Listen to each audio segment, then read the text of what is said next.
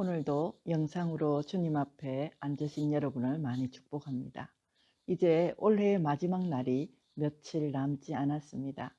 하나님 앞에 드리는 기도는 끝까지 포기하지 않고 드리면 더 좋은 것으로 주실 줄 믿습니다. 오늘은 12월 29일 화요일 새벽 기도회를 하나님께 올려드리겠습니다. 다 같이 주기도문 하시겠습니다.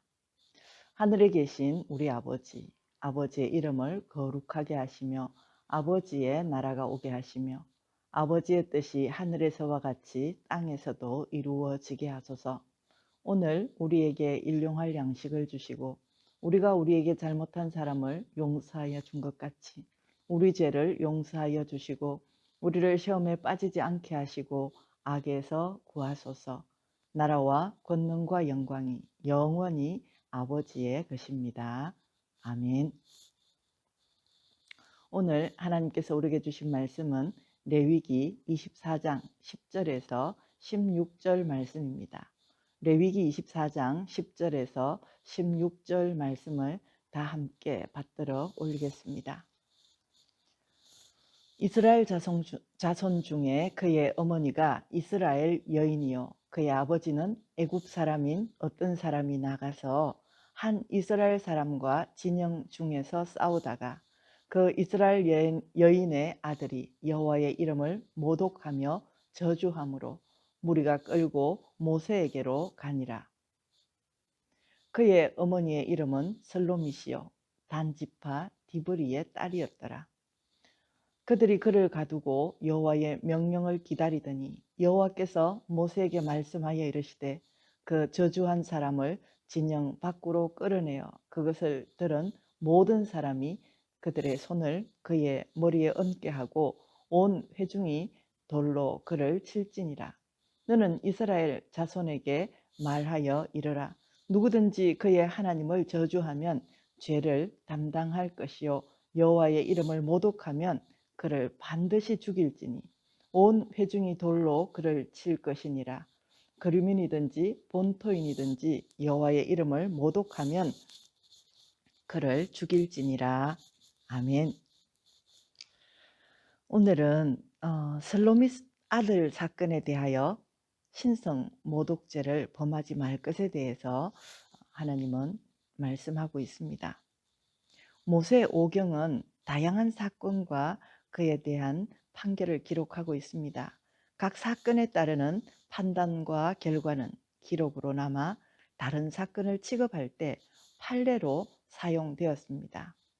이 모든 과정을 통해 이스라엘 백성은 하나님이 죄를 어떻게 다루시는지 배우게 되었습니다. 오늘 본문 11절에는 이름이 알려지지 않은 슬로밋의 아들에 관한 판례가 기록되어 있습니다. 이 말씀을 통해 우리가 배워야 하는 교훈이 무엇일까요? 단지파 슬로밋의 아들이 하나님의 이름을 모독하며 저주하는 신성 모독죄를 범했습니다. 그는 다른 사람과 다투면서 이러한 죄를 저지르고 말았습니다.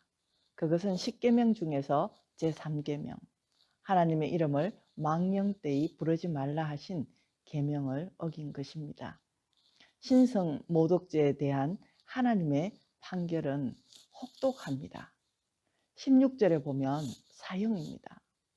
모세는 하나님의 말씀을 대언하여 하나님의 이름을 모독하거나 하나님을 저주하는 자는 반드시 죽게 될 것을 선포합니다.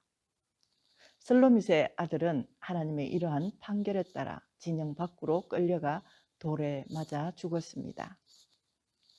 우리가 사는 시대는 사람에게 지은 극악한 죄에 대해서만 사형을 구형합니다. 그렇기 때문에 하나님을 향한 잘못된 태도가 얼마나 중대한 범죄인지를 체감하지 못하고 살아가고 있습니다. 그래서 함부로 하나님의 이름을 저주하며 하나님의 이름을 모독하는 일이 비일비재하게 일어납니다. 오늘 말씀은 그러한 언어 습관과 경솔한 태도에 대해 경각심을 주고 있습니다.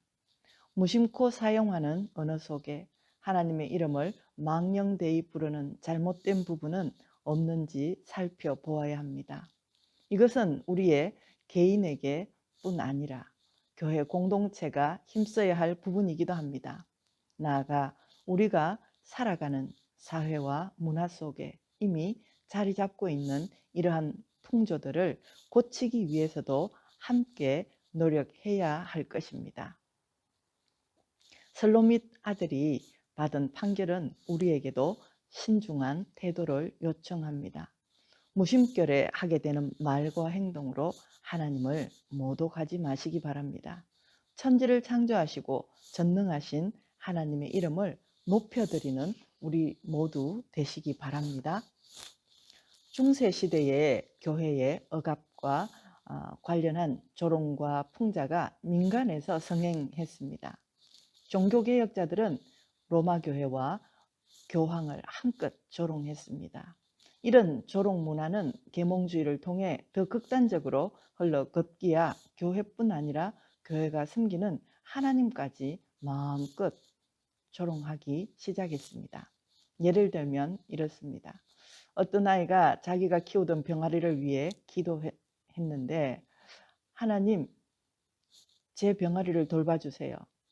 그렇지 않으면 죽여버릴 거예요. 그러자 깜짝 놀란 아빠가 하나님께 그런 말 하는 게 아니라 했더니, 그 아이가 저도 알아요. 하지만 확실하게 해두고 싶어서요. 라고 말했습니다. 현대문화가 하나님의 이름을 부를 때는 대개 조롱하기 위함입니다. 자신이 마음먹은 대로 세상이 움직이지 않기 때문입니다. 현대문화는 하나님께 사람들의 상황과 조건을 책임져야 한다고 요구하지 않습니다. 어느 누가 하나님께 그런 책임을 부과한단 말입니까? 아무 의미 없이 그저 공한 이름뿐인 존재에게 말입니다. 이런 문화에서 하나님 이름으로 맹세하는 것은 오히려 하나님의 이름을 망령되이 일컫는 것입니다. 신앙 고백만이 하나님의 이름을 바르게 담아내는 그릇입니다. 교회는 고백을 통해 하나님의 이름에 합당한 영광을 돌려야 합니다. 고대에서 서방교회는 사도신경을 통해, 동방교회는 니케아 신경을 통해 삼위 하나님을 고백했습니다. 당시 교회들은 예배 때 삼위 하나님을 고백함으로 지구상의 모든 신자, 모든 교회들과 하나가 될 수 있었습니다. 이 고백 위에 성도의 교제도 가능하며 우리 성도의 삶도 가능합니다. 교회가 모일 때마다 고백하고 세상에 흩어져서 그 고백대로 살 때 하나님의 이름은 비로소 합당한 의미와 영광을 얻게 될 것입니다. 다 같이 기도 드리겠습니다. 전능하신 하나님 아버지, 아버지의 이름이 거룩히 여김 받으시길 원합니다.